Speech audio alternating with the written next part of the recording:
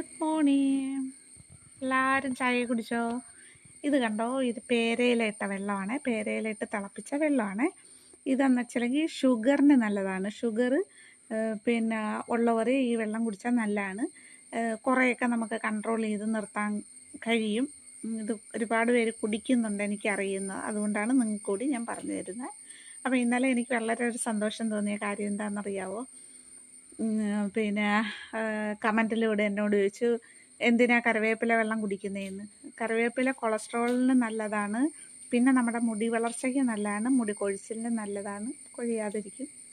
അപ്പോൾ അത് തൈരിനകത്ത് അത് അരച്ച് കുടിച്ചാലും നല്ലതാണ് കേട്ടോ. കറിവേപ്പില അത് അരിച്ച് വേണം കുടിക്കാൻ, അല്ലെങ്കിൽ അതിൻ്റെ തൊത്തൊക്കെ കാണും. അപ്പം അത് ഇതൊക്കെ നല്ലതാണ് എല്ലാത്തിനും. ഷുഗറിനും, മറ്റേത് കറിവേപ്പില വെള്ളം കൊളസ്ട്രോളിനും. അപ്പോൾ